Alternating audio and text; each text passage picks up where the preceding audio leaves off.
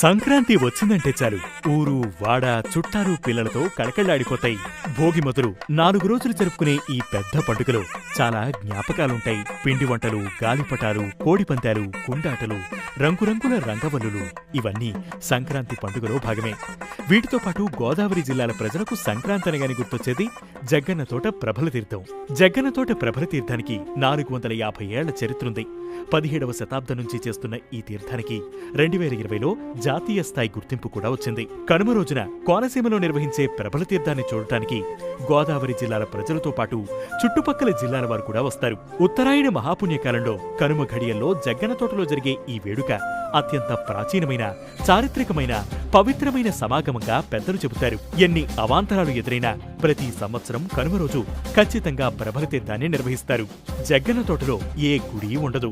ఇది పూర్తిగా కొబ్బరి తోట. నాటి స్థానిక సంస్థానాధీశులైన రాజా వత్సవాయి జగన్నాథ మహారాజుకు చెందిన ఈ తోట కాలక్రమంలో జగ్గన్న తోట అనే పేరుతో స్థిరపడింది. సంక్రాంతి పండుగ ఇంకా 10 రోజుల్లో ఉందనగా మంచి రోజు చూసి ప్రభల తయారీని మొదలు పెడతారు. వెదురు కర్రలు, కొబ్బరి పీచు, తాటిసూలం, టేకు చెక్కతో ప్రభలను తయారు చేసి వాటికి రంగురంగుల వస్త్రాలు, పువ్వులతో అలంకరణ చేస్తారు. వాటిపై స్వామి, అమ్మవార్ల ఉత్సవ విగ్రహాలను అలంకరించి పంట పొలాల మీదుగా మేళ తాళాలతో మోసుకుంటూ జగ్గన్న తోటకు తీసుకువెళతారు. ఒక్కసారి ప్రభను ఎత్తాక మధ్యలో కిందకు దింపకూడదు. కౌశిక నదిని దాటేటప్పుడు ప్రభ తడవకూడదు. ఒక్కో ప్రభను 20 నుంచి 30 మంది మోస్తారు.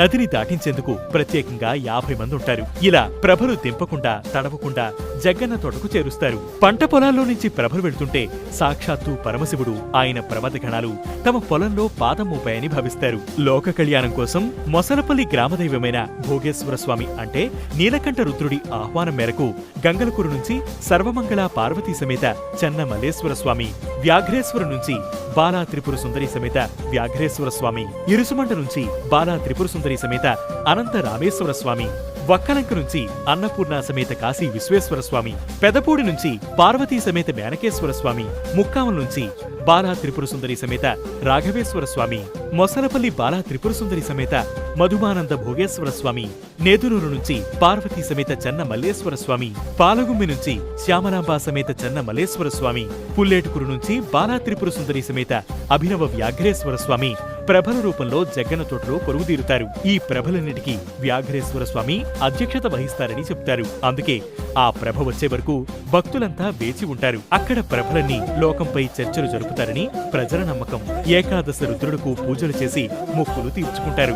సాంప్రదాయ నృత్యాలు, సాంస్కృతిక కార్యక్రమాలు నిర్వహించి ముక్కనుమ రోజు ఉదయం ప్రభను తీసుకువచ్చిన దారిలోనే మోసుకుంటూ వారి గ్రామాలకు తీసుకుని వెళ్తారు.